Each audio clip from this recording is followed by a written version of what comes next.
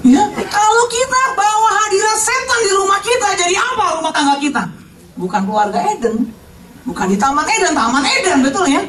Rumah jadi panas, bayangin hadirat setan di undang-undang. Tiap pagi suami panggil kunti. Ya kan, istri juga panggil gendero. Diundang lah tuh setan-setan ke rumah dia. Ya, ngarep hidup damai, ya nggak bisa Bapak Ibu.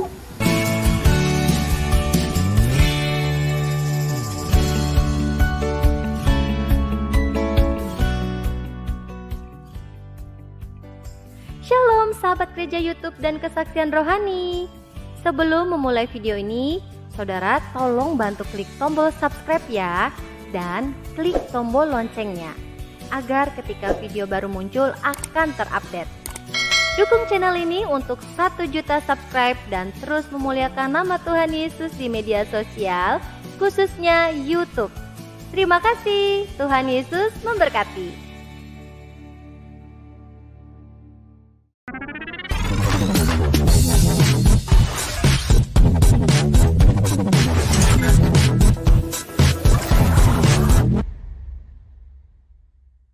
Shalom, saudara gereja YouTube, apa kabarnya? Puji Tuhan dalam keadaan baik semua ya. Hari ini kita sudah kedatangan tamu yang istimewa. Beliau akan bersaksi dan membagikan kebaikan Tuhan di dalam hidupnya. Dia akan memberikan pengalamannya bersama Tuhan Yesus, dan pastinya akan menguatkan kita, memberikan inspirasi, dan pastinya juga memberkati kita semua. Bagaimana ketika ujian itu datang di dalam kehidupannya, maupun badai kehidupan yang menerpa di dalam hidupnya, dan tentunya di situ ada kekecewaan dan juga ada kesedihan. Tetapi bagaimanakah sampai bisa melewati semua pergumulan itu? Nanti kita akan simak kesaksian beliau. Pasti saya percaya saudara gereja YouTube akan banyak mendapatkan pelajaran, edukasi yang juga hal-hal yang akan kita belajar untuk menguatkan kita semua sahabat gereja YouTube. Maka dari itu langsung saja saudara-saudara gereja YouTube, kita bagikan juga video ini di grup-grup rohani dimanapun kita aktif bermedia sosial. Mari kita sama-sama memuliakan nama Tuhan dengan konten-konten di gereja YouTube ini. Terus kita menyuarakan, membagikan, dan juga memuliakan nama Tuhan. Karena tujuan dari gereja YouTube adalah memberkati, menguatkan, dan menjangkau jiwa-jiwa untuk masuk ke dalam kerajaan surga.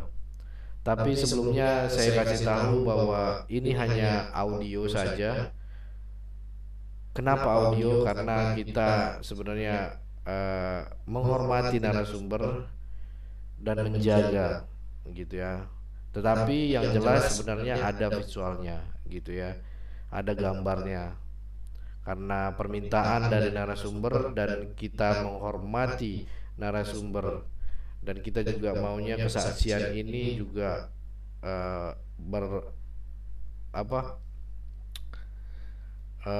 benar-benar real gitu ya, dan tidak ternodai gitu. Artinya kita juga menjaga narasumber kita, dan pastinya dia rindu untuk membagikan kesaksiannya gitu ya, bersaksi, dan kita sebagai penyelenggara harus menjaga itu gitu, hal-hal yang tidak diinginkan. Maka dari itu kita bagikan audio kesaksiannya. Yang terpenting narasumber ini rindu membagikan kesaksiannya, pengalamannya bersama Tuhan, dan juga akan dibagikan pada hari ini. Mari kita saksikan dan kita sambut dengan sukacita tamu yang akan bersaksi pada hari ini.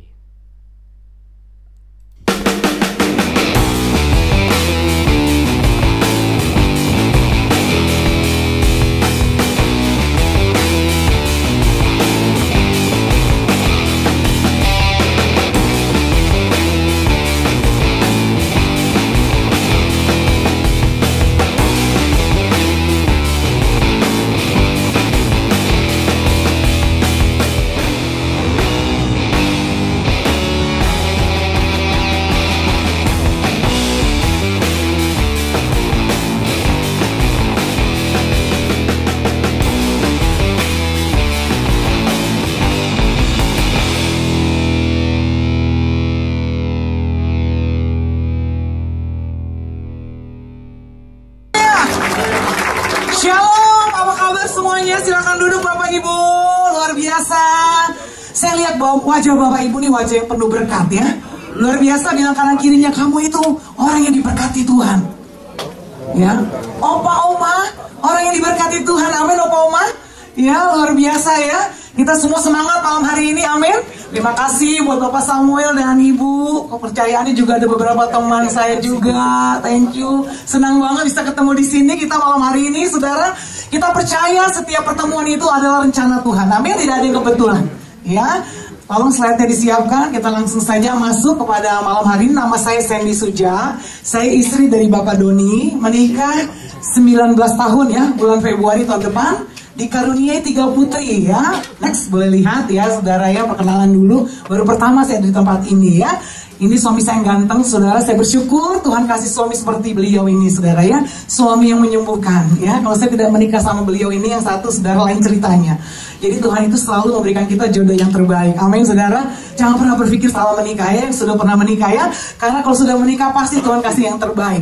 Fania 17, Vanessa 12, Valerie 9. Ya, next. Kami mengembalakan jemaat Tuhan namanya Victory Church yang ada di daerah Lebak Bulus, Cirende. Next, dan malam hari ini saudara, kita sama-sama katakan dulu yuk, keluarga kuat, gereja kuat. 1, 2, 3. Keluarga kuat, gereja kuat. Kalau saya bilang keluarga kuat, Bapak Ibu bilang gereja kuat. Amin. Kalau saya bilang gereja kuat, Bapak Ibu bilang keluarga kuat. Siap? Ya, keluarga kuat. Gereja kuat. Keluarga kuat, keluarga kuat. Gereja kuat, gereja kuat. Beri tepuk tangan dulu buat Tuhan. Ya, saudara percaya Tuhan punya rencana atas setiap hidup kita, atas pernikahan kita, atas keluarga kita. Ya, next. Kenapa saudara? Ya, karena Tuhan itu menaruh saudara rencananya atas pernikahan kita dan keluarga kita. Makanya saudara, hal yang paling iblis ingin hancurkan adalah pernikahan kita, keluarga kita. Dengan berbagai cara dia akan berusaha menyerang keluarga kita. Kalau nggak suaminya diserang, istrinya diserang, anaknya diserang.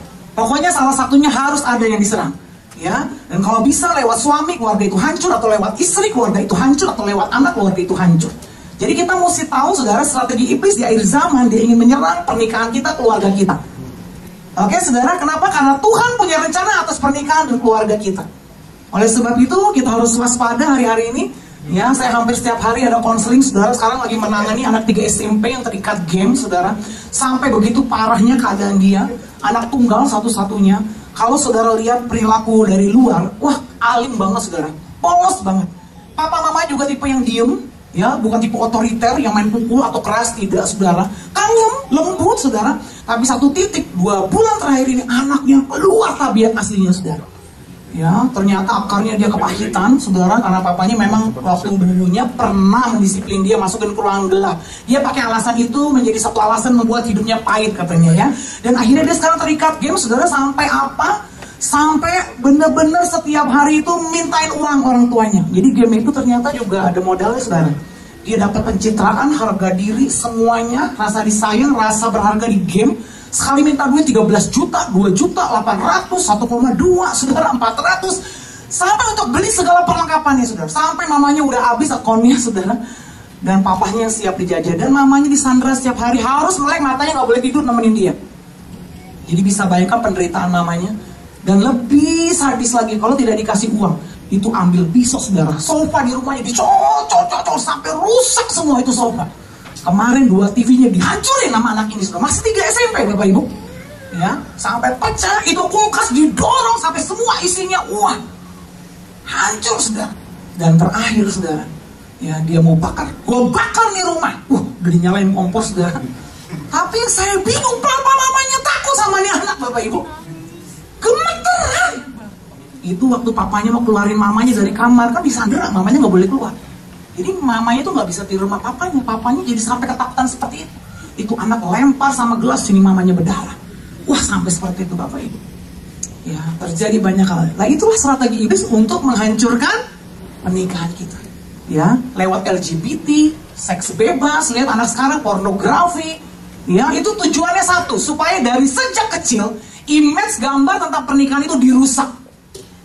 Ya, karena kita harus ekstra waspada saudara. Ya, yang namanya pernikahan kita itu harus benar-benar kita bangun dengan serius. Amin. Ya, next kita lihat slide-nya lagi, saudara. Ya, ini yang paling iblis rusak. Apa yang menghancurkan pernikahan dan keluarga kita? Saya mulai dari akar masalahnya. Ini sebenarnya 12 sesi, saudara, ini dari fondasinya. Yang pertama, ya, yang banyak ya menghancurkan pernikahan adalah karena masa lalu yang belum diselesaikan. Masa lalu yang belum diselesaikan ini menjadi bom waktu, ya, menjadi celah, ya, untuk iblis bisa menguasai kembali hidup kita.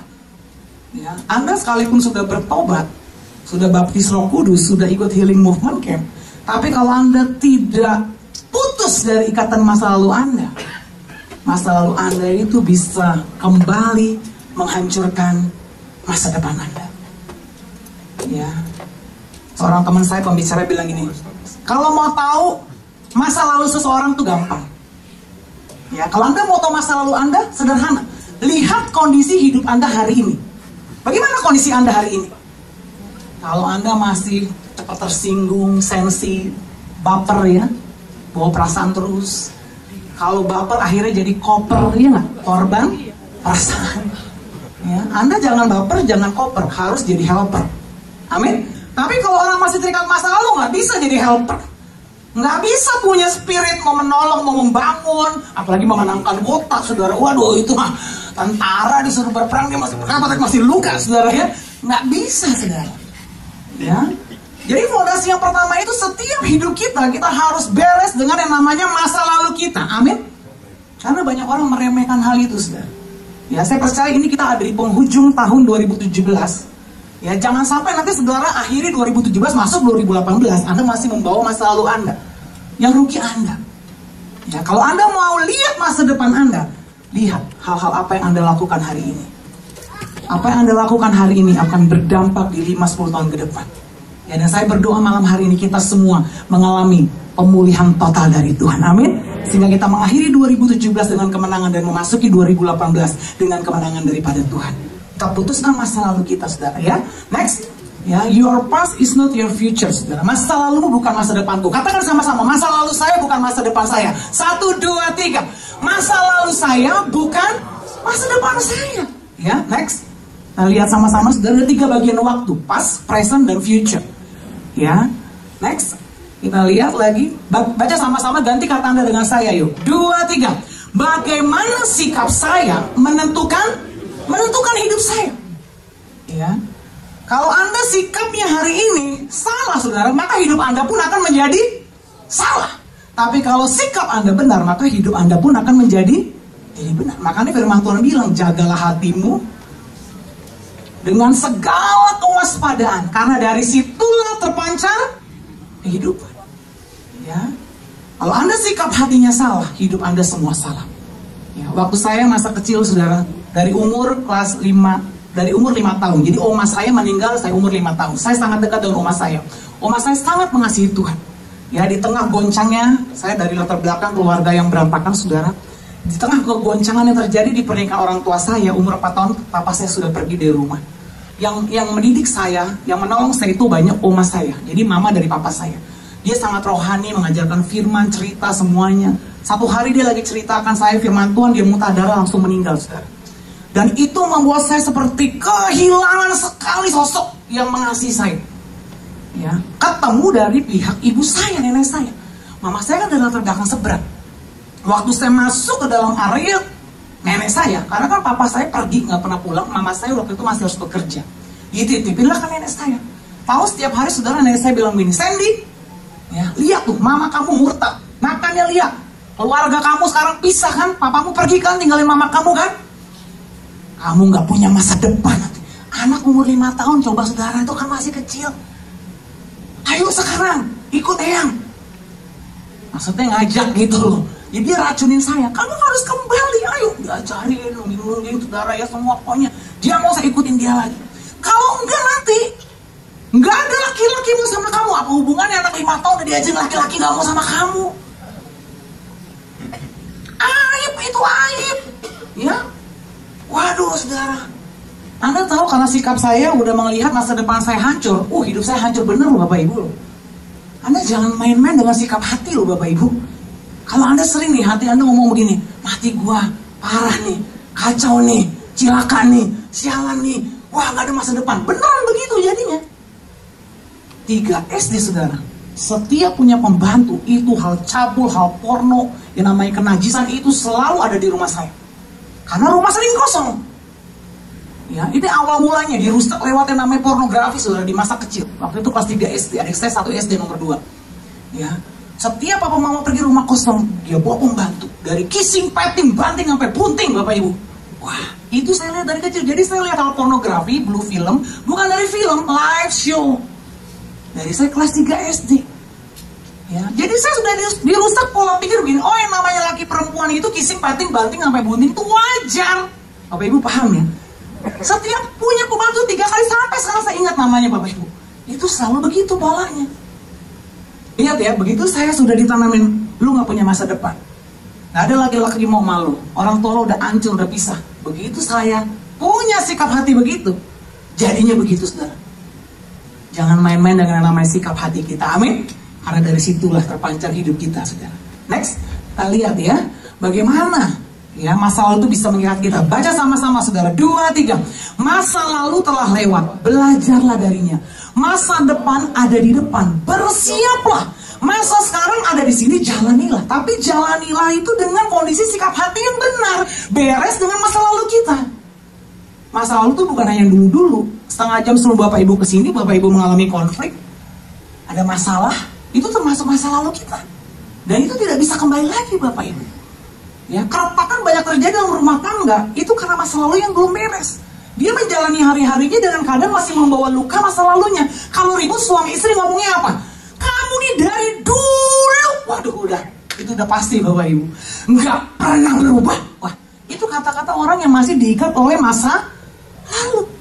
Kamu nih memang kayak kakek kamu.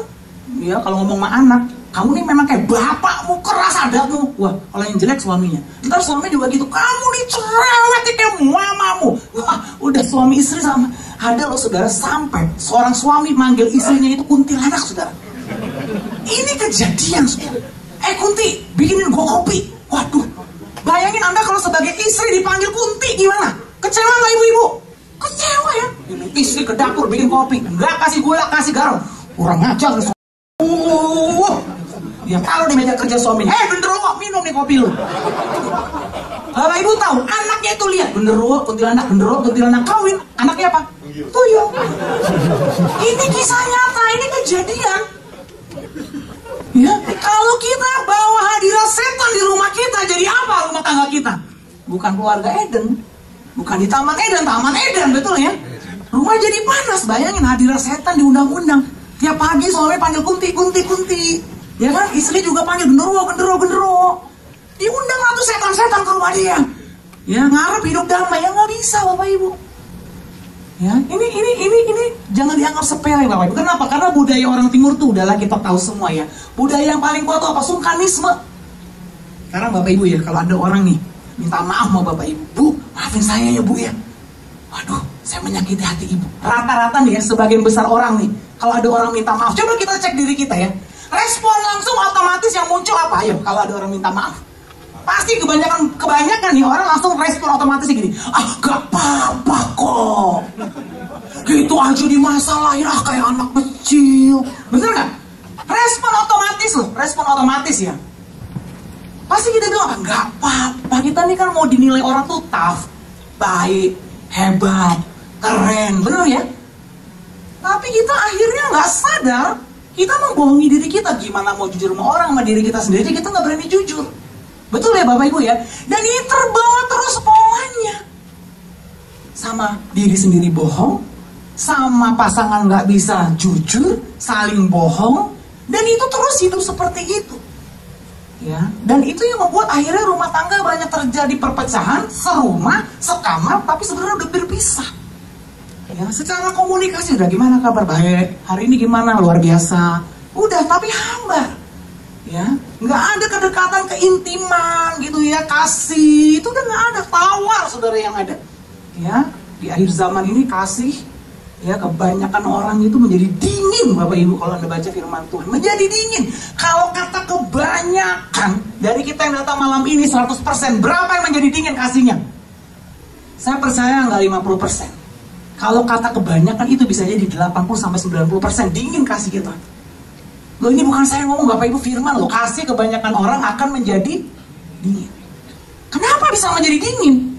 Karena problem-problem yang numpuk dalam batin kita tuh membuat kita jadi tawar hati. Betul nggak Bapak Ibu?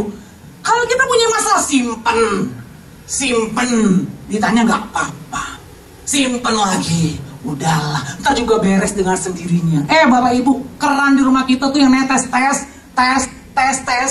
Bapak Ibu mau tumpang tangan tiap hari pagi, siang, sore, malam, gak bakalan beres. Betul nggak Bapak Ibu? Dalam nama Yesus, keran yang bocor, ya, jangan normal. Bisa begitu Bapak Ibu? Bisa beres dengan sendirinya? Banyak orang pelarian ke doa.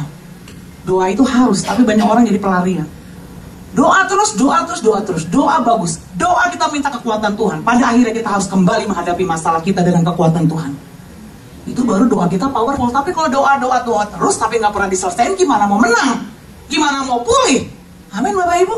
Doa kita kuat, kita hadapi lagi masalah kita. Lemah, doa lagi. Udah kuat, hadapin lagi bersama Tuhan sampai kita bisa selesaikan dengan menang. Amin Bapak Ibu. Kalau enggak, wah ini jadi racun maut kita nih Bapak Ibu.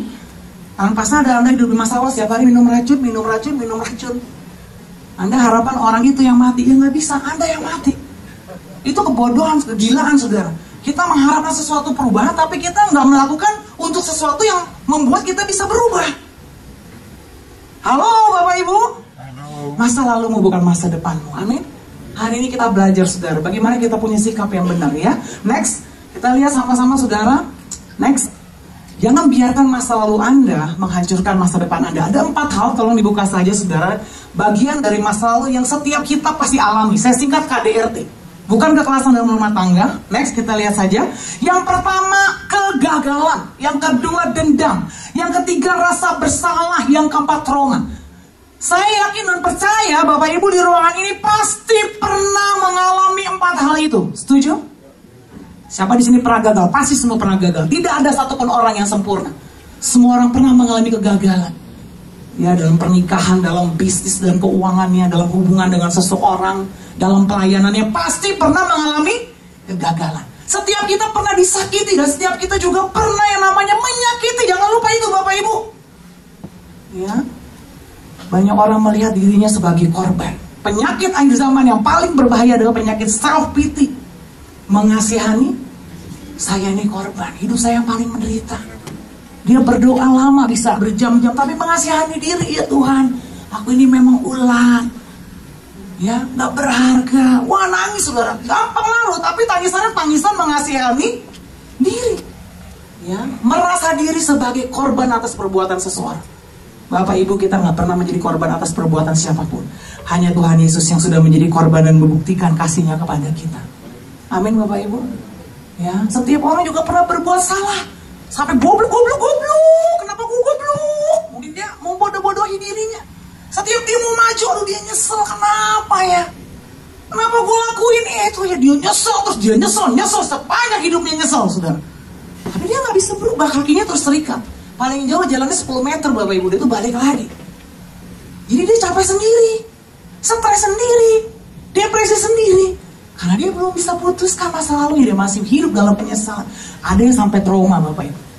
Kalau ditanya saya yang mana, 4-4-nya saudara. Karena itu tadi, orang tua pisah, gak pernah pulang. Papa saya, mama saya juga akhirnya terjun ke pelayanan, gak pernah ada waktu. Mama saya juga orang yang terluka, akhirnya mengisi waktunya itu di gereja. Doa, pelayanan, semua. Anak itu terlantar saudara.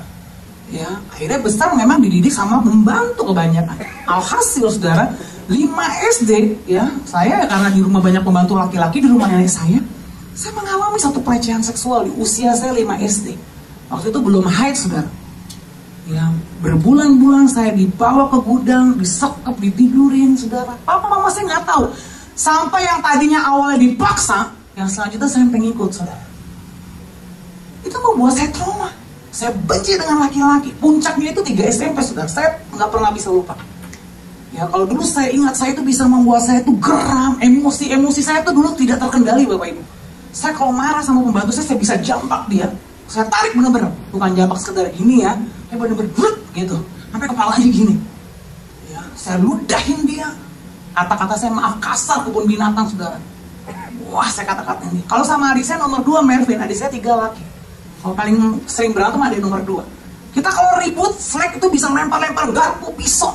Saya kalau udah sampai injek dada dia, baru saya merasa menang. Adik saya kan laki, nggak mungkin dong ngelawan saya. Dia malu dong laki-laki ngelawan perempuan.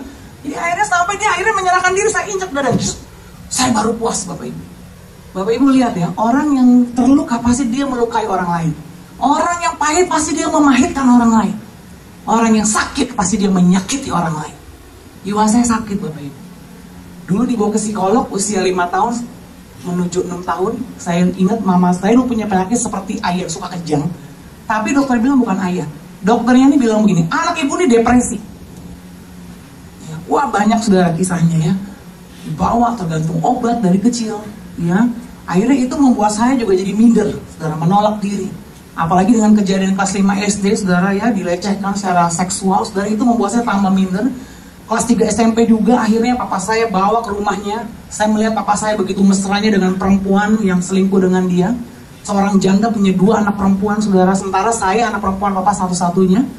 Ya, akhirnya saya lihat di depan mata saya, papa saya sayang sama istrinya itu ya, sama wanita itu selingkuhannya dan anaknya, itu membuat saya kecewa berat.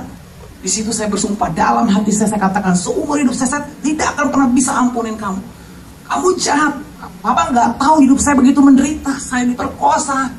Ya saya hancur. Papa di sini senang-senang. Waduh, saya lihat hidupnya bahagia, dipeluk-pelukin. Anak janda itu juga dekat dengan dia. Papa jahat. Itu tambah lagi, saudara. Saya mencaci maki itu perempuan itu, saudara, kurang ngajar, perempuan nggak tahu diri kamu. Yang ngambil papa saya. Kamu merusak rumah tangga orang. Waduh, saudara, tidak di mulut, di hati. Saudara, Anda tahu itu kejadian 3 SMP, 2 SMA. Ya, itu jaraknya berarti 2 tahun ya, 2 SMA. Saya pacaran dengan seorang pria 13 tahun lebih tua.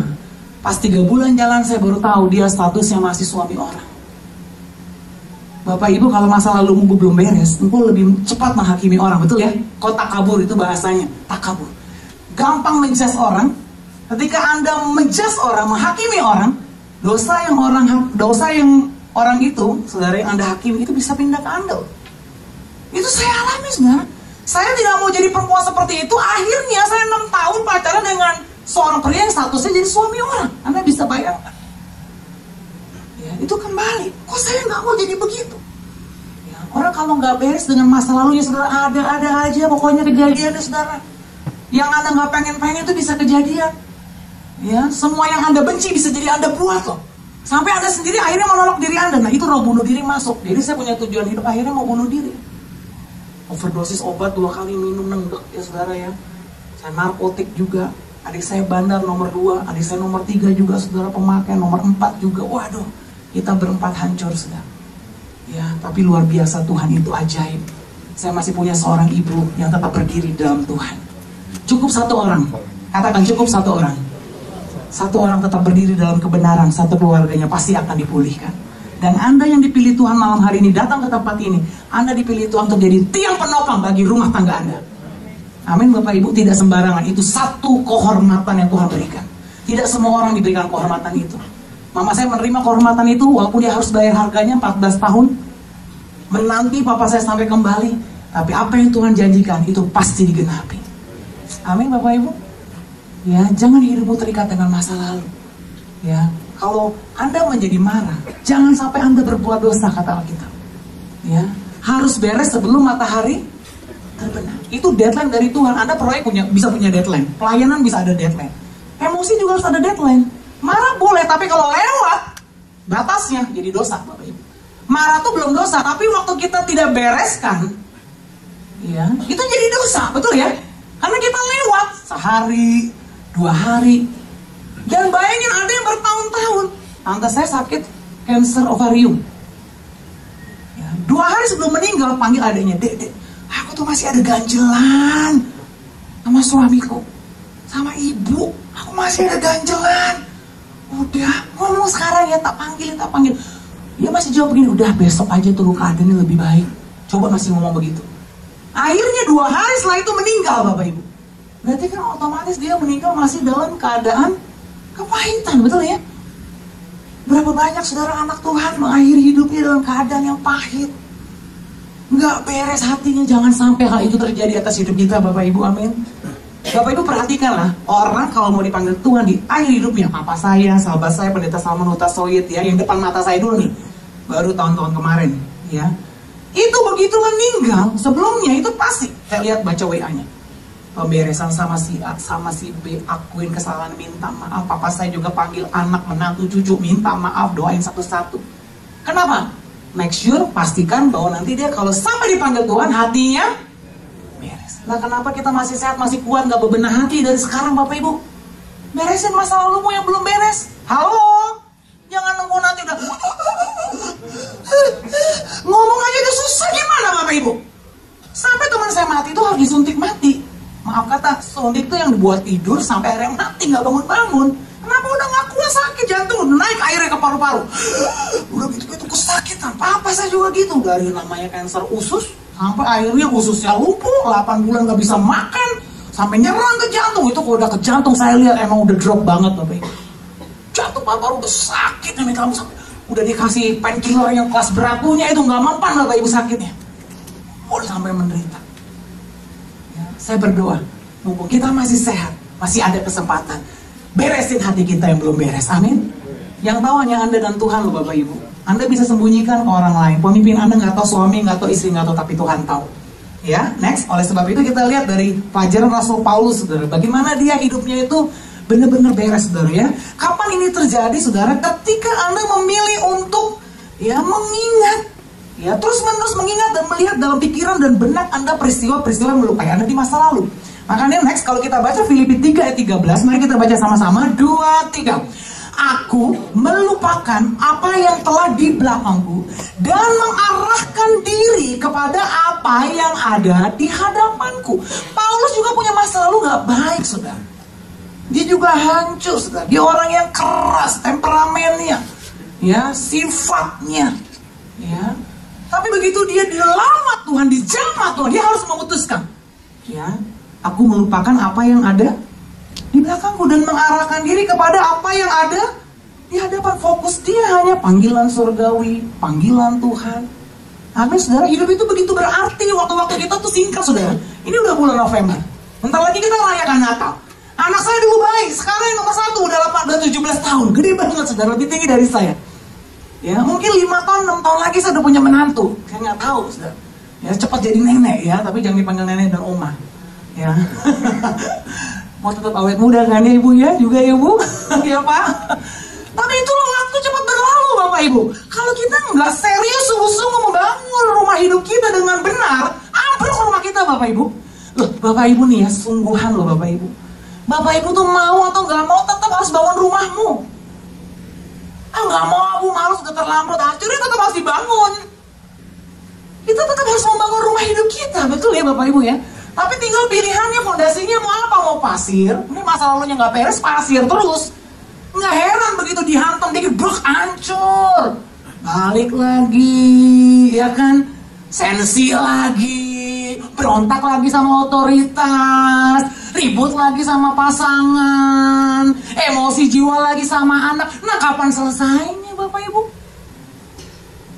Halo? Stop sampai di hidup kita, saudara. Sampai di kita stop. Biarkan generasi di bawah kita itu sungguh-sungguh menjadi generasi yang baru. Amin. Kita masuk pernikahan, mungkin saudara merasa, oh pernikahan saya masuk, oke, baik-baik saja, dalam kekudusan, saya hidup baru. Oke, tapi anak kita akan jauh lebih bagus dari kita. Amin, saudara. Tapi kalau Bapak Ibu sadar hari ini engkau masuk dalam pernikahan yang memang sudah tidak bagus, ya, karena 80% masalah yang terjadi dalam pernikahan karena masa lalu yang belum diselesaikan. Saya waktu dipertemukan dengan suami saya, saudara, dulu ya, doa puasa di Abalov, saya ingat, saudara, saya ketemu 3 bulan bangun hubungan setelah direstui orang tua, ya, dan saya ada pembina waktu itu. Saya terbuka apapun semua keadaan saya, semua masa lalu saya, termasuk saya pernah diaborsi 2 kali, saudara. Tidak ada yang saya tutupi. Wah, itu membuat calon saya dulu, pasangan saya, shock. Kenapa? Karena dari 2 SMP dia hidup benar dalam Tuhan. Sampai dia tidak pernah buka baju di depan maminya, Bapak Ibu. Kenapa? Dia udah dengar firman dari 2 SMP, jodoh dari Tuhan. Dan kalau mau terima jodoh dari Tuhan yang terbaik, kamu harus jaga tubuhmu dalam kekudusan. Jadi dia tuh nggak pernah buka baju sembarangan sebagai seorang laki-laki. Kenapa? Dia udah punya pikiran gini, tubuh saya nanti yang lihat hanya istri saya. Nah, jadi waktu dia dapat jodoh dari Tuhan, dan waktu dia juga yakin bahwa jodohnya adalah saya, dia tahu hidup saya hancur, tapi nggak hancur banget gitu pikiran dia. Jadi waktu saya bilang saya udah aborsi, sampai suami saya tuh nggak bisa mikir. Dia bilang begini mas saya, itu orang kalau udah aborsi udah hubungan seks atau belum ya? Dia sampai nggak bisa pikir. Itu kayak iblis tuh kayak gini, sudah pentungin kepala dia, tung, tung, kayak pusing mana sudah. Dia nggak habis pikir, jodoh dari Tuhan, kok begini? Benar ya saudara ya? Tapi make sure saya harus pastikan sebelum menikah, saya harus beres masa lalunya. Dia harus tahu hidup saya. Jangan seperti jemaat kami, 45 tahun menikah, pengen cerai. Saya kalau ada masalah ke rumah tangga, selalu saya dan suami tanya yang pertama, Om, Tante dulu gimana bangun pranikahnya? Maksudnya apa, Doni, Sandy? Om waktu belum menikah hubungan seks atau tidak? Saya langsung tegas aja begitu. Wah, langsung istrinya. Iya Sandy, waktu Tante diberkati, Tante udah hamil. Oh pantes Om, Tante gak heran. Emang kenapa? Om, Tante pernah beresin gak? Saling minta maaf. Ah, itu kan dulu. Kan Om, Tante udah menikah 45 tahun. Emangnya perlu dibereskan? Nah ini nih saudara, yang ngegampangin begini nih saudara, yang bikin masalah saudara. Makanya firman Tuhan bilang kan, siapa yang menganggap remeh firman akan menanggung akibatnya. Saya tanya, upah dosa apa Bapak Ibu? Maut. Dosa itu nggak diakui, nggak diberesin, upahnya apa? Maut. Gak heran 45 tahun menikah, perang terus. Waduh saudara, oh harus ya Sandy.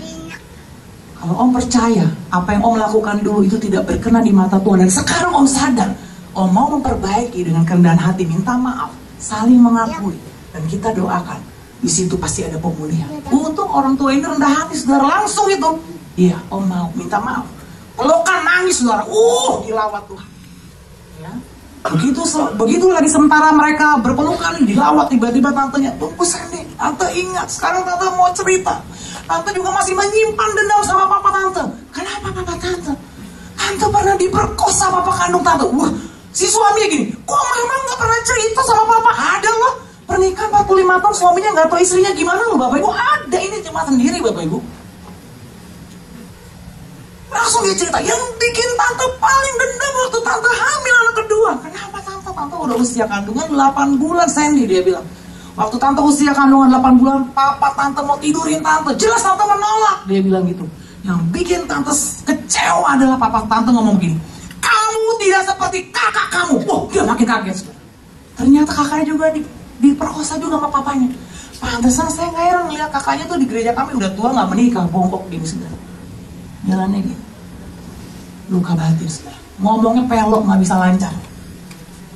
Itu suaminya baru tahu setelah 45 tahun menikah. Dan suami juga akhirnya terbuka. Om sekarang juga mau ngaku, sampai sekarang Om gak tahu Om keluar dari lubang yang mana. Jadi gak tahu mamanya. Yang diakui, yang diperkenalkan sebagai mamanya ternyata bukan mamanya. Ada loh pernikahan penuh sandiwara begitu, ada Bapak Ibu. Jadi dunia ini panggung sandiwara tuh kenyataannya ada loh Bapak Ibu. Nah kalau kejadiannya kayak gitu, bagaimana rumah tangga mau bahagia? Kalau Anda udah masuk pernikahannya aja nggak bener, udah itu bohongin pendeta lagi. Pendeta tanya gimana kadang-kadang, oh kudus, oh padahal kudis, ya kan? Pendeta dibohongin. Ini kejadian bener. Teman kami waktu di camp pria itu terbuka, ya waktu di sesi tentang celah daun pintu, saudara, dia bersaksi saudara bahwa waktu dia masuk pernikahan dia bohongin pendetanya. Dia bilang belum melakukan hubungan seks, padahal sudah. Anda tahu begitu anak pertamanya lahir itu bisu saudara. Nggak bisa menangis, nggak keluar suaranya. Waktu di sesi saudara disampaikan, dia ingat, iya ada masa lalu yang belum dia bereskan, dan puji Tuhan pendetanya ikut juga ada di situ. Anda tahu dia nggak pakai tunda-tunda, di akhir dari sesi dia hampiri pendetanya, dia ngaku, Om saya mau jujur Om, saya berbohong. Saya sebenarnya waktu masuk pernikahan saya sudah nggak kudus, saya sudah melakukan hubungan seks Om berkali-kali. Tolong doakan saya tidak mau hidup saya terkutuk, saya mau bebas dari dosa masa lalu saya Om. Didoakan, dilawat hari itu saudara. Detik itu juga, setelah selesai sesi dia dapat kabar dari istrinya, anaknya menangis saudara di rumah, keluar suaranya. Ini percaya nggak percaya realita kejadian saudara, ada hubungan, ya Secara alam roh, hal-hal yang Anda tidak bereskan itu mempengaruhi hubungan Anda sebagai suami istri ke anak-anak Anda. Jadi jangan pernah anggap remeh, saudara, kalau Anda bermasalah. Cepat-cepat rendahkan hatimu, akui, dan bereskan. Halo, supaya Anda pulih. Kalau Anda nggak mau beresin, gimana mau pulih? Ledeng yang bocor itu Anda harus selesaikan, panggil ya engineering yang bisa benerin. Betul Bapak Ibu? Maka dia akan benar. Kalau Anda sakit, nggak apa-apa. Gue oke-oke aja. Banyak orang kan mau dinilai gitu, Superman, Wonder Woman. Dari luar mau oke-oke, tapi hatinya remuk, saudara, udah hancur kayak apa? Ya, tapi dia hanya ingin hidup dinilai orang baik, harmonis, romantis. Banyak kalau saya layanin pasutri, saudara. Kalau lihat di sosmednya sangat romantis. Begitu datang konseling, hancur, saudara. Nggak percaya sampai. Tapi itulah realita. Ya, sampai kapan kita mau hidup seperti itu, saudara, diikat terus oleh masa lalu kita. Tuhan sudah sediakan masa depan yang luar biasa bagi kita. Amin. Kalau kau ingat, hadirkan Yesus, saudara. Waktu saya ingat saya diperkosa, saya trauma. Coba Anda bisa bayangkan ya, kalau sekarang saya tidak pulih dari masa lalu saya punya 3 anak wanita loh, ibu-ibu, bapak-ibu. Bagaimana kira-kira saya mendidik 3 anak wanita saya? Ini yang udah pasti ya, saya kan pahit sama pria nih. Makanya saya akan ngomong gini sama anak saya, nah, semua laki-laki sama jahat, biadab semua laki-laki. Opamu dulu tuh, mami ini hancur gara-gara opamu dulu pernah ninggalin. Saya pasti akan cerita sama dia, betul ya? Kepahitan itu menular. Ya, kamu jangan pernah percaya sama mulut laki-laki, nak. Wah, saya protek anak saya dong, 3, jangan sampai anak saya disakitin laki, betul ya? Saya protek dia. Makanya kamu harus belajar bener-bener. Kamu harus jadi orang pintar, punya karir, punya bisnis, punya uang banyak. Kalau kamu punya suami, jangan mau diinjak-injak sama suami kamu.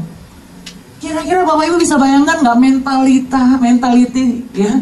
Mental anak saya itu kayak apa jadinya? Ya. Kalau punya rumah tangga pun pasti akan berantakan, dia akan jadi perempuan yang ngatur suaminya, betul nggak? Itu masih mending. Tapi kalau sampai lesbi, dia benci sama laki-laki. Itu akibat saya sebagai seorang ibu kalau tidak pulih. Tapi karena saya pulih, wah, Tuhan itu luar biasa. Ya, anak saya tahu hidup saya hancur. Kalau lihat wanita ngerokok, mami dulu begitu ya. Hidup mami dulu waktu belum bertobat, mami terikat banyak dosa. Anak saya tahu persis. Kamu nggak malu punya mami kayak mami? Enggak, aku bangga. Tuhan Yesus kan udah buat mami bertobat. Nah, gitu saudara ya. Jadi dia tahu. Ya. Tapi kalau saudara tutupi terus, itu nanti kelihatan dari cara Anda mendidik anak. Jadi buahnya nurut. Udah itu turun, anak, cucu, cicit, semuanya pahit. Semuanya bermasalah. Waduh, makanya lihat gereja tuh kenapa banyak masalah, saudara. Karena banyak keluarga-keluarga pernikahan yang kacau balau dalam gereja. Benar nggak Bapak Ibu? Coba kalau pernikahan pribadi pulih, sembuh dari masa lalu, hati sembuh total, pernikahan pulih, keluarga pulih. Kira-kira di gereja bagaimana? Luar biasa. Fokusnya apa? Gimana kita jangkau orang lagi? Orang tuh kalau hati pulih, otaknya apa? Kita bawa lagi orang supaya pulih yuk. Betul nggak Bapak Ibu? Saya begitu pulih, hati saya tuh apa? Kesukaan saya. Kalau lihat orang lain pulih juga. Benar nggak Bapak Ibu? Akhirnya saya udah nggak pusing lagi diri saya. Saya langsung mikir gimana ya? Ini satu sekolah dimenangkan. Dulu kan saya pelayanan mulai dari sekolah minggu remaja ya, kita sama-sama. Gimana ya supaya satu gereja ini mengalami lawatan Tuhan? Gimana ya? Ini anak-anak hamba Tuhan kita kumpulkan. Gimana kita sama-sama pulih, semuanya bebas? Begitu saudara. Ya, tapi kalau hati kita pahit, terikat masa lalu terus, kacau gereja saudara. Dikit-dikit pemimpin ngomong berontak. Iya kenapa? Hatinya nggak pulih. Saudara paham sampai di sini ya? Jadi pentingnya kita tuh bebas dari luka masa lalu kita, saudara. Itu akan mempengaruhi masa depan kita. Amin. Next, ya. Nah ini saudara ya, kita lihat next ada gambar ikan Great Northern Pike. Ya ini bisa lihat di Google searching. Ikan ini panjangnya 1,4 meter, ada di akuarium yang besar sekali. Ikan ini makannya ikan-ikan kecil. Satu hari Dr. Eden Ryle ya, dia psikolog spesialis perilaku, membuat penelitian. Dia pisahkan ikan besar, ikan kecil dengan batasan kaca. Ya waktu ikan besar ini kelaparan Bapak Ibu, dia kan mau makan tuh ikan kecil kan. Begitu mau makan kepalanya, duh, wah. Tapi saking lapar dia pengen lagi dong makan, dia mau makan, kejeduk lagi. Berkali-kali beberapa hari itu kejeduk. Nah setelah beberapa hari Dr. Eden Ryle ini angkat batasan kaca itu, dia liatin. Anda tahu, tidak satupun itu ikan-ikan kecil yang udah seliweran di depan mata dia itu dia makan Bapak Ibu. Singkat cerita, kesimpulannya, ikan besar ini mati di tengah banyaknya makanan. Matinya karena kelaparan.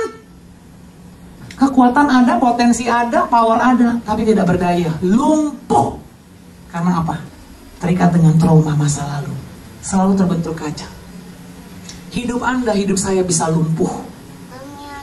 Sekalipun Anda punya power, Anda boleh lulus S3, S4, S5, profesor, dokter, apapun. Anda punya skill hebat. Ya, Anda punya karunia yang luar biasa, tapi hidup Anda dan saya bisa lumpuh ketika kita tidak beres dengan masa lalu kita. Ya, keberhasilan Anda tidak akan efektif. Kenapa? Semua motivasinya palsu, saudara. Anda hidup hanya pusing mencari pujian, keberhargaan, pengakuan. Enggak di kantor sama, enggak di rumah sama, enggak di gereja sama. Akhirnya gara-gara kehadiran orang seperti ini, semua jadi bermasalah, saudara. Wah, itu sikut menyikut, tendang menendang. Aduh, nggak ada damai sejahtera, saudara. Malam ini mulai dari hidup kita, amin, saudara. Kita harus beres dengan masa lalu kita. Saya berdoa itu kerinduan Tuhan untuk membebaskan kita, supaya kita tidak lumpuh, tapi kita maksimal melayani Tuhan, amin. Anda luar biasa loh, saudara. Anda itu orang-orang hebat loh. Anda itu orang-orang spesial, Anda orang-orang yang luar biasa. Anda kalau ngaca ngomong gini sama diri Anda, saya orang hebat, karena Tuhan Yesus tebus saya, amin. Kalau Anda nggak orang hebat, buat apa Tuhan Yesus tebus kita? Karena Anda punya potensi luar biasa, Anda orang yang luar biasa, Tuhan Yesus tebus kita, betul? Saya waktu kuliah pertama, saudara, sama ya pacar saya, ya, dia tahu jadi pacar saya sampai sekarang ya, suami saya. Terus saya bilang, sayang, aku untung dapat kamu buntung dapat aku. Ini cara pandang orang pada umumnya. Kenapa? Saya dapat yang ori, dia kan ori tidak terjamah, saudara, kan? Kamu dapat yang second, KW, barang second. Kalau orang hitungan dunia nih ya, laki-laki pada umumnya lah, sebejat-bejatnya masa lalu seorang pria, pasti dia tetap berharap akan dapat seorang wanita yang virgin, betul ya? Yang murni. Ya, pasti egonya tuh ada. Ya, saya juga tahu diri, secara penilaian dunia, saya juga merasa ya, saya barang yang second, dia ori. Tapi Anda tahu nggak, waktu saya berdoa di pagi hari, itu kok kayak merasa bersalah. Kita kalau buat salah ngerasa ya, kayak juga ngadep Tuhan tuh gimana ya, ada nggak plong gitu ya. Saya jadi nunduk aja. Tapi waktu saya nunduk seperti Tuhan itu kayak angkat kepala saya. Saya nunduk lagi, diangkat lagi. Saya nunduk lagi, diangkat lagi. Terus tiba-tiba seperti Roh Kudus tuh ngomong, tegur di hati saya, ngomong seperti, kamu pikir kamu siapa? Waduh, saya ditanya begitu Bapak Ibu, saya diam aja. Aduh, siapa saya Tuhan? Saya nggak tahu. Saya bingung, saudara. Kamu pikir kamu siapa? Saya diam aja. Tahu nggak, tiba-tiba Tuhan ngomong begini di hati saya, kamu itu putriku. Waduh, saudara, ngomong putrikunya tuh mantap Bapak Ibu. Kamu itu putriku, putri kerajaan Allah. Aku rela mati untuk kamu karena kamu putriku. Kamu berharga. Aku mengasihimu. Aku mau pakai hidupmu. Wah, seumur hidup saya, Bapak Ibu, boro-boro papa saya pernah ngomong, kamu putriku, kesayangan papa bangga kamu, papa bangga sama kamu, boro-boro. Itu secara identitas saya pulih, Bapak Ibu. Langsung dari kayak begini jalannya, malu gitu, kalau ketemu Doni juga rada minder, apa iya, bener gak ya? Masa sih, Tuhan adil gak sih? Gue kok dapat yang bagus, dia kok dapat yang jelek. Jadi saya memandang diri saya sendiri juga jelek gitu loh. Tapi begitu Tuhan bilang, kamu itu putriku. Waduh, ini saya lari begini langsung. Saudara, kepercayaan diri saya berdasarkan penebusan Yesus di kayu salib, bukan karena performance saya.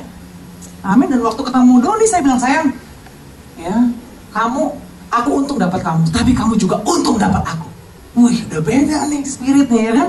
Kenapa? Karena kamu menikah dengan putri kerajaan surga. Tepuk tangan dulu dong. Anda dan saya adalah putra dan putri kerajaan surga. Orang tua kita boleh tidak bangga kepada kita, bahkan membeda-bedakan kita atau membuang kita, ya, tapi Tuhan tetap bangga sama kita. Wah, kalau dasar Anda kepercayaan dirinya begitu, saudara, aduh, Anda dipakai Tuhan luar biasa, nggak jadi sombong. Anda jadi pengusaha hebat, nggak jadi sombong. Semuanya tahu itu semua karena kemurahan. Apa yang mau disombongin? Ya kan? Semua karena kemurahan Tuhan. Kita juga dasarnya melakukan segala sesuatu bukan untuk dipuji. Ya kita udah berharga, ngapain lagi nyari pujian? Amin Bapak Ibu. Kita udah dikasih, ngapain lagi cari perhatian? Ya namanya manusia, seperhatiannya, sekuat-kuatnya pengembalaan gereja, sudah nggak ada yang sempurna. Bapak Ibu, Anda mau ke gereja manapun nggak ada gereja sempurna. Kenapa nggak ada juga manusia yang sudah sempurna, betul ya? Pasti ada kekurangannya. Masalahnya bukan di siapapun, di orang lain atau di kondisi apapun, masalahnya ada di hati Anda. Ya, kalau hati Anda sembuh dari luka masa lalu Anda menjadi orang-orang yang luar biasa. Amin. Kita tidak perlu menyalahkan siapapun. Kita disakiti tapi tidak tersakiti, kita bisa mudah mengampuni. Amin. Terus saya dijamah Tuhan, saudara. Saya melepaskan pengampunan atas papa saya. Amin. Ubahkan. Amin. Ya, next kita lihat, saudara. Kalau Anda nonton, Anda nggak suka ganti salurannya, ya, Anda harus benar-benar ganti, ya, gambaran dalam benak Anda. Makanya penting sekali, saudara, yang namanya terapi firman. Katakan terapi firman. Makan firman, katakan. Makan, dikunyah firman itu jangan begini bacanya ya. Aku adalah ciptaan yang baru, yang lama sudah berlalu, yang baru sudah datang. Dah, jangan. Aku adalah ciptaan yang baru. Anda mesti telan, ciptaan baru. Ciptaan baru. Saya bayangkan kertas yang putih.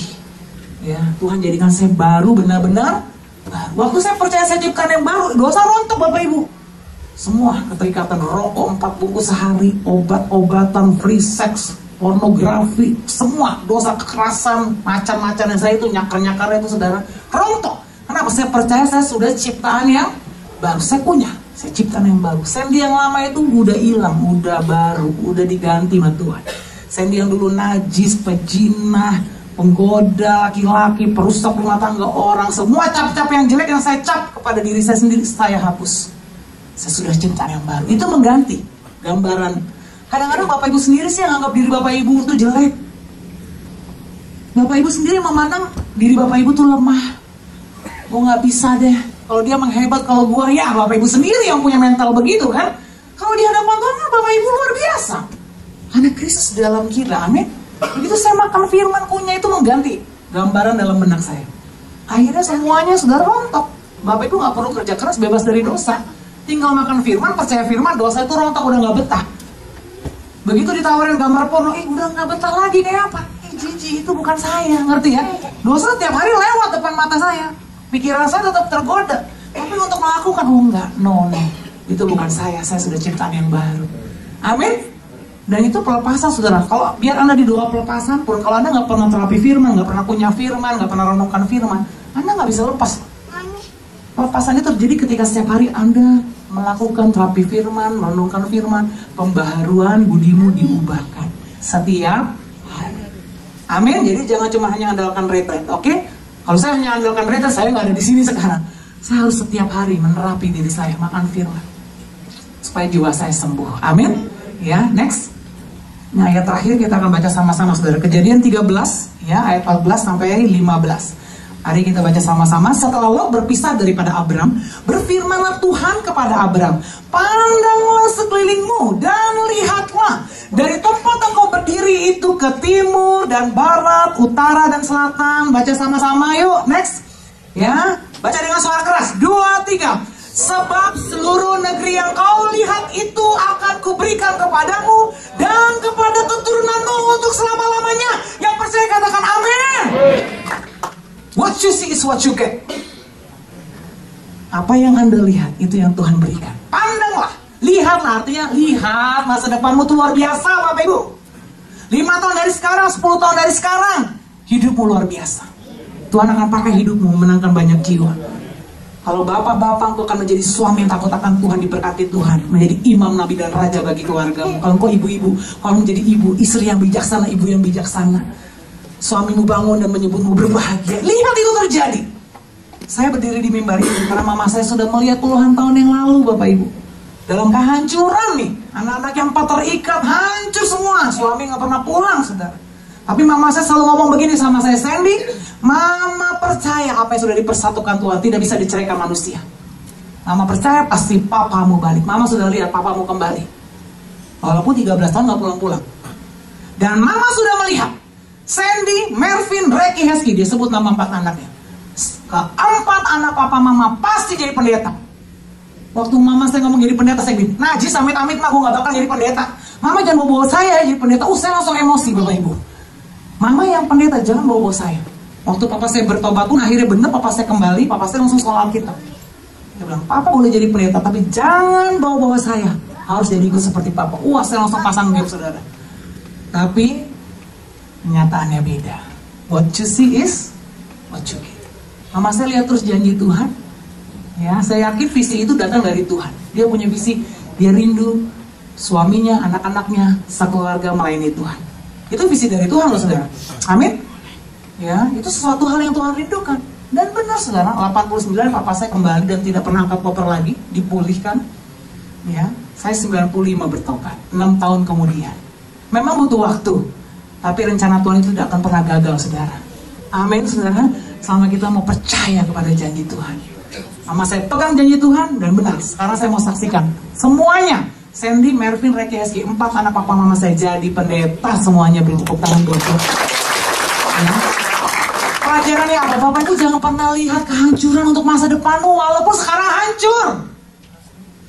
Ya, walaupun sekarang reruntuhan, puing-puing, mungkin keuanganmu lagi hancur, mungkin hubunganmu lagi terpuruk, mungkin anakmu sedang bermasalah, suamimu, istrimu, tapi jangan lihat itu.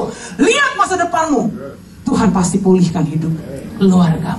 Itu lihat, pegang terus saudara. Walaupun kadang-kadang ya memang lama, tapi tidak ada masalah dengan waktu saudara.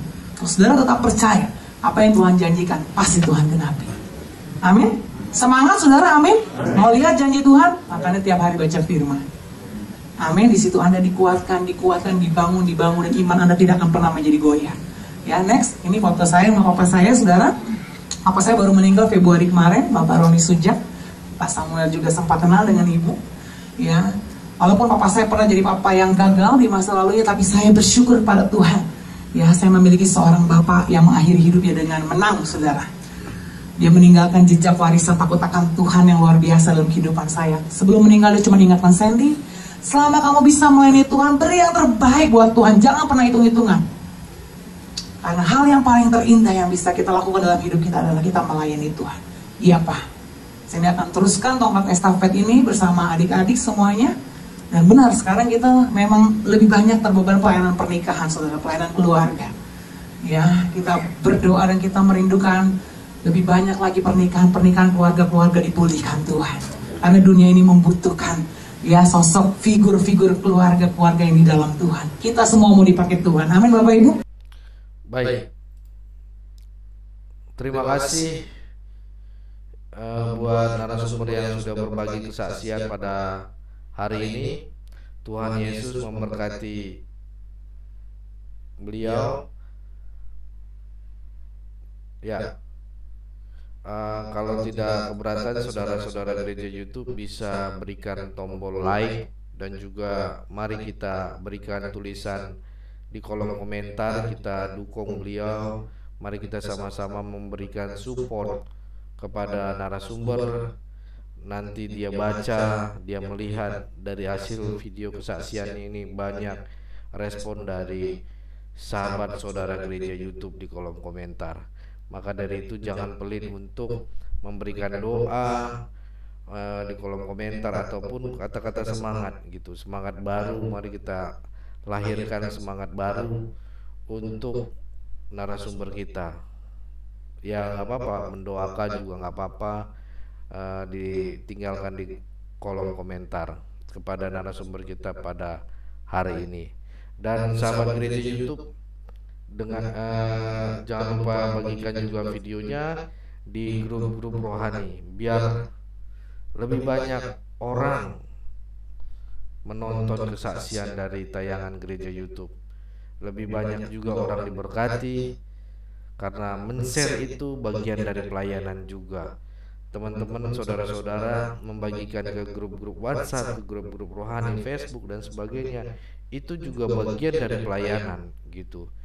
Memang kecil gitu, tapi yang jelas dampaknya yang besar gitu.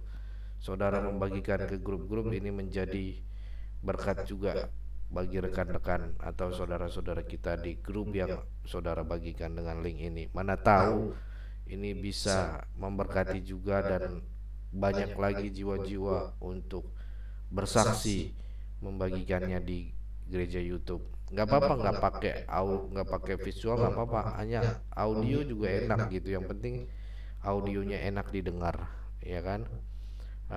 Maksudnya enak didengar itu bukan kata-kata bagus gitu, tapi nadanya atau ininya tidak over ataupun tidak kecil gitu, dikirimin juga nggak apa-apa, atau kita datang langsung monggo gitu ya. Atau dan juga yang rindu mungkin ingin berbagi berkat untuk pelayanan gereja YouTube dan khususnya juga untuk narasumber, bisa lihat di deskripsi dan dukung juga misi pelayanan gereja YouTube untuk Yayasan Cipta Pelita Kasih. Baik, itu tadi pengumuman pada hari ini. Kita akan tutup pada hari ini dengan doa. Mari kita berdoa. Bapa kami yang di surga, kami berdoa dan mengucap syukur kepadamu atas kesempatan kami bisa melayanimu di channel gereja YouTube ini bersama kesaksian dari narasumber kami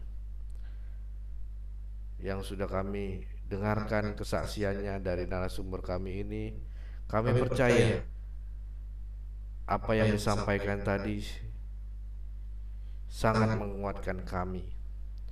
Tuhan Yesus mengingatkan kami untuk tetap setia meskipun pergumulan dan ujian dan apapun yang kami hadapi pada hari ini sangat berat. Tapi kami percaya Tuhan, Roh-Mu Kristus hadir untuk menopang kami, menolong kami, melindungi kami, dan menjamah kami yang menonton, sehingga kami bisa keluar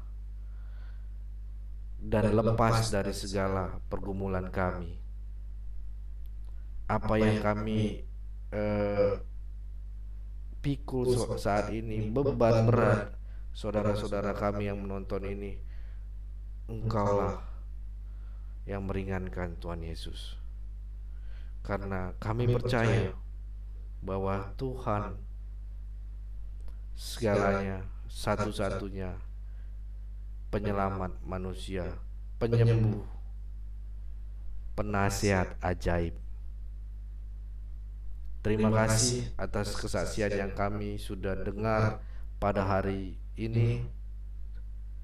Tuhan, sekali lagi saya juga berdoa untuk diberikan kekuatan, kesehatan, berkat kepada narasumber dan juga keluarga, sehingga melalui kesaksiannya dia juga bisa dipakai Tuhan lebih dan lebih lagi untuk menjangkau juga orang-orang untuk diberkati.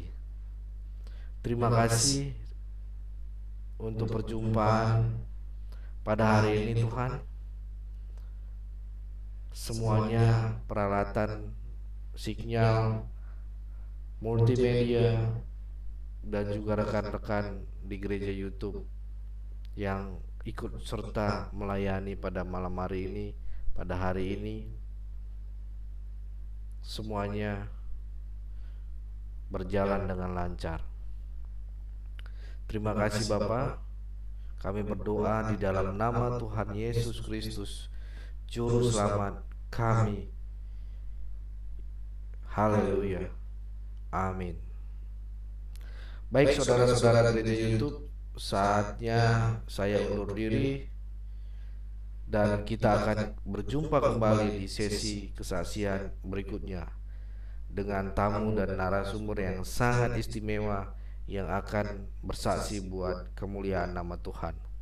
Terima kasih. Tuhan Yesus memberkati kita semua. God bless.